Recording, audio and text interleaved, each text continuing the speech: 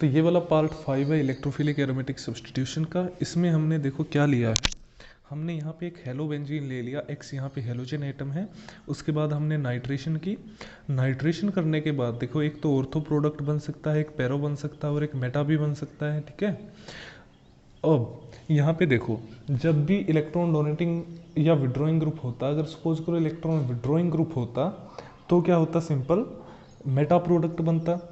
लेकिन अगर withdrawing group होता तो मेटा प्रोडक्ट बनता, डोनेटिंग होता है तो ऑर्थो और पैरा प्रोडक्ट बनता। अब देखो हेलोजन्स के केस में हेलोजन जो होते हैं वो शो करते हैं इलेक्ट्रॉन विड्रॉइंग ग्रुप की नेचर भी एंड इलेक्ट्रॉन डोनेटिंग ग्रुप की नेचर भी, ठीक है। तो इलेक्ट्रॉन डोनेटिंग और विड्रॉइंग दोनों ग्रुप की तरह काम करते हैं। वो कैसे, देखो यहाँ पे देखो हमने फ्लोरोबेंजीन, क्लोरोबेंजीन, ब्रोमोबेंजीन, आइडोबेंजीन यानी कि एक्स की जगह पे यहाँ एक्स के जो हेलोजन है उसके जगह पे ये 4 हेलोजन हमने लिए।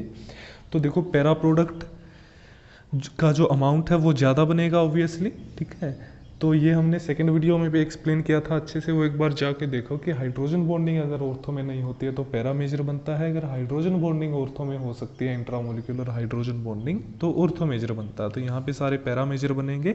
यहाँ पे देखो पैरा फ्लोरीन के केस में 86%, क्लोरीन के केस में 64%। ऐसे ही ये जो अमाउंट है ऑर्थो का वो घटता जा रहा है, पैरा का जो अमाउंट है वो घटता जा रहा है और ऑर्थो का जो अमाउंट है बढ़ता जा रहा है। लेकिन ओवरऑल मेजर प्रोडक्ट जो है अब भी पैरा प्रोडक्ट बना है, ठीक है। अब मेटा की जो परसेंटेज है वो थोड़ी थोड़ी इंक्रीज हुई है यहाँ पे। और रेट ऑफ रिएक्शन अगर आप कंपेयर करोगे, देखो सबसे फास्ट रेट ऑफ रिएक्शन देता फ्लोरोबेंजीन, उसके बाद क्लोरोबेंजीन, फिर ब्रोमोबेंजीन और फिर आइडोबेंजीन। तो रेट ऑफ रिएक्शन सबसे फास्ट है फ्लोरोबेंजीन के केस में और सबसे कम है आइडोबेंजीन के केस में, ठीक है। तो यहाँ पे आपको क्या ध्यान देना है कि हेलोजन्स ऐसा क्यों कर रहे हैं, ठीक है। हेलोजन्स ऐसा कैसे कर रहे हैं कि ऑर्थो और पैरा डायरेक्टिंग भी है, साथ ही साथ रेट ऑफ रिएक्शन को भी डिक्रीज कर रहे हैं, ठीक है। तो ये आपको ध्यान रखना है कि रेट ऑफ रिएक्शन और जो ऑर्थो और पैरा डायरेक्टिंग है वो एक दूसरे से इंडिपेंडेंट नहीं है, ठीक है। इंडिपेंडेंट नहीं है, वो एक दूसरे पे डिपेंड करते हैं। फॉर एग्जाम्पल अगर हमारे पास कोई ऐसा ग्रुप है, देखो चलो मैं करके देखते हैं, यहाँ पे ले लेते हैं समरी लेते हैं। देखो summary of deactivating and activating and directing groups,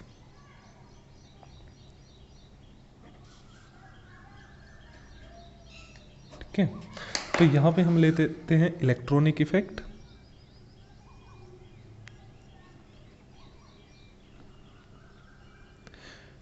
कि कौन सा इफेक्ट है, रेजोनेंस है, इंडक्टिव है, कौन सा है, ठीक है।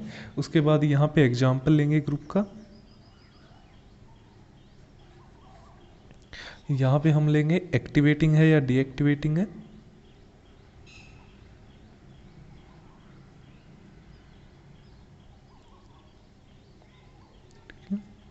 और यहाँ पे हम लेंगे डायरेक्शन कैसी है, ऑर्थो एंड पैरा डायरेक्टिंग है या मेटा डायरेक्टिंग है।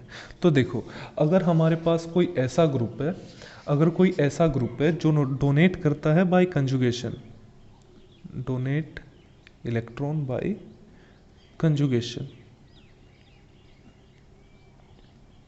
या फिर इसको हम प्लस आर भी बोल सकते हैं। अगर हमारे पास ऐसा कोई ग्रुप है, फॉर एग्जांपल NR2 हो सकता है, NH2 हो सकता है, NHR हो सकता है, OR हो सकता है, ठीक है, OH हो सकता है, इन सभी के ऊपर लोन पेयर हैं यहाँ पे। तो ये ग्रुप क्या होंगे, इलेक्ट्रॉन डोनेट करेंगे कंजुगेशन इफेक्ट की हेल्प से, यानी इनको हम बोल सकते हैं प्लस आर ग्रुप्स बोल सकते हैं इनको।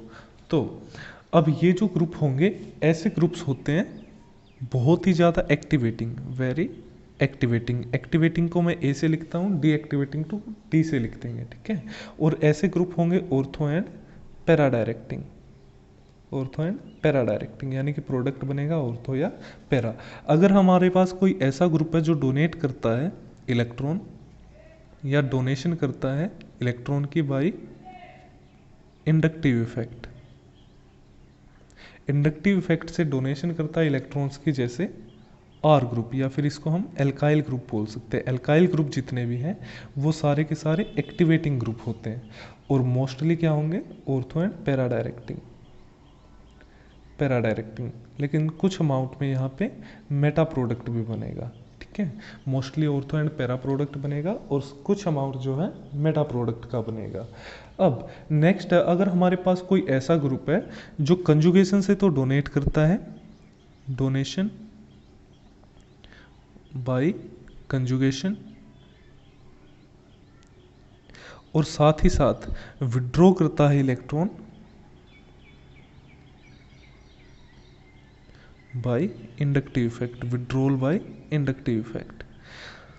तो ऐसे ग्रुप क्या होते हैं, फॉर एग्जांपल जैसे कि हेलोजन है हमारे पास, ठीक है, यहाँ पे फ्लोरीन, क्लोरीन, ब्रोमीन, आयोडीन, ऐसे ग्रुप्स जो हैं डोनेट करते हैं इलेक्ट्रॉन कंजुगेशन से लेकिन विड्रॉ करते हैं इंडक्टिव इफेक्ट से। ये आई है यहाँ पे इंडक्टिव इफेक्ट।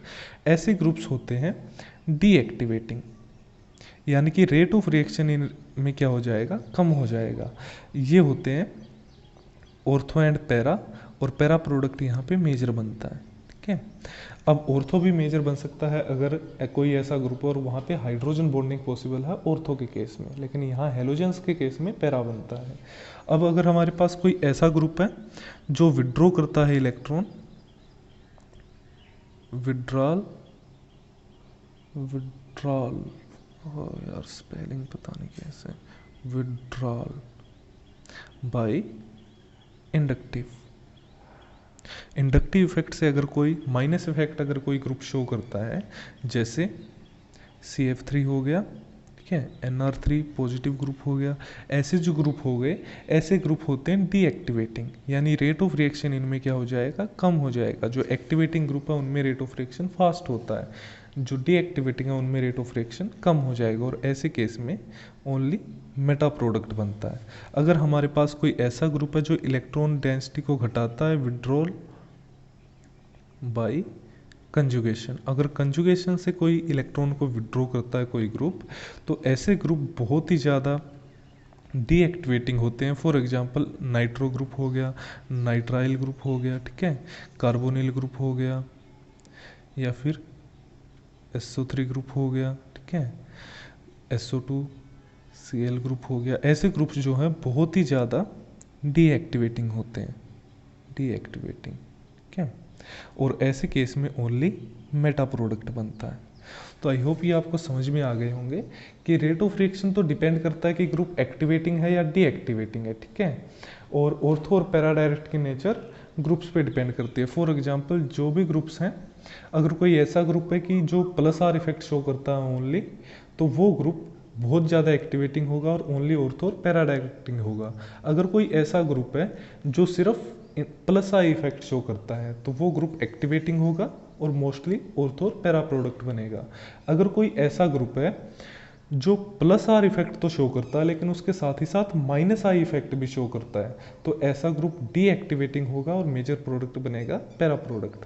अगर कोई ऐसा ग्रुप है जो ओनली -I इफेक्ट शो करता है, फॉर एग्जांपल ये वाले ग्रुप, तो वो डीएक्टिवेटिंग होंगे, रेट ऑफ रिएक्शन कम हो जाएगा और मेटा प्रोडक्ट शो करेंगे। अगर कोई ऐसा ग्रुप है जो ओनली -R इफेक्ट शो करता है, विड्रॉ करता है ओनली कंजुगेशन से इलेक्ट्रॉन, तो बहुत ज़्यादा डीएक्टिवेटिंग होते हैं और ओनली मेटा प्रोडक्ट बनता है। अब ये पढ़ने के बाद एक बार अब यहाँ पे आ जाओ, इसमें ये वाली चीज़ देखो, यहाँ पे क्या है, यहाँ पे हमारे पास ये हेलोजन एटम्स हैं। हेलोजन क्या करते हैं, +R इफेक्ट शो करते हैं, तो ऑर्थो और पैरा डायरेक्टिंग हो गई, यानी कि मेजर प्रोडक्ट सभी में क्या बनेगा, पैरा बनेगा। लेकिन जैसे जैसे फ्लोरीन से आयोडीन जाएंगे +R इफेक्ट कम होता जाएगा, बिकॉज साइज ऑर्बिटल का बढ़ता जाएगा। कार्बन के पास यहाँ पे 2p ऑर्बिटल है और हेलोजन के पास 2p 3p 4p ऐसे होते जाएंगे, तो ओवरलैप की वजह से +R इफेक्ट कम होता जाएगा, पुअर ओवरलैपिंग की वजह से, तो अमाउंट ऑफ पैरा प्रोडक्ट भी घटता जाएगा, ठीक है। ये चीज़ हुई है। दूसरी चीज़ कि -I इफेक्ट देखो सबसे ज़्यादा किसका है, फ्लोरीन का, उसके बाद क्लोरीन का, फिर ब्रोमीन का, फिर आयोडीन का, ठीक है। लेकिन यहाँ पे माइनस इफेक्ट मेजर नहीं है, यहाँ पे जो इफेक्ट है ये ओवरऑल इफेक्ट कर रहे हैं इस फॉर्मेशन को, रेट ऑफ रिएक्शन को। देखो जो भी ऐसे ग्रुप हैं +R इफेक्ट से डोनेट करते हैं लेकिन विड्रॉ करते हैं -I इफेक्ट थे, वो सारे के सारे डीएक्टिवेटिंग ग्रुप होते हैं, लेकिन still ortho and para directing होते हैं ऐसे ग्रुप्स। तो हेलोजन के केस में भी रेट ऑफ रिएक्शन क्या है, कम होता गया यहाँ पे, ठीक है। अब रेट ऑफ रिएक्शन देखो कम क्यों हुआ, क्योंकि फ्लोरीन बहुत ज़्यादा इलेक्ट्रॉन डोनेट करता है, तो सबसे ज़्यादा रेट इसमें हो गया इनके कंपैरिजन में। लेकिन डीएक्टिवेटिंग ग्रुप है फ्लोरीन ओवरऑल, इसलिए बेंजीन के केस में कम है, बेंजीन के कंपैरेटिवली कम है रेट ऑफ रिएक्शन यहाँ फ्लोरोबेंजीन में। लेकिन इनके केस में ज़्यादा है, क्योंकि इनके कंपैरिजन में ज़्यादा बेटर इलेक्ट्रॉन डोनेटर है। ऐसे ही आयोडीन सबसे कम इलेक्ट्रॉन डोनेट कर पाएगा, तो इसमें रेट ऑफ रिएक्शन सबसे कम हो जाएगा। तो ये ध्यान रखना है अच्छे से कि ग्रुप्स किस किस टाइप के हैं, और एक्टिवेटिंग है या डीएक्टिवेटिंग है, ऑर्थो है या पैरा डायरेक्टिंग है, किस तरह से हैं, ये सब हमको ध्यान रहना चाहिए। Okay, thank you.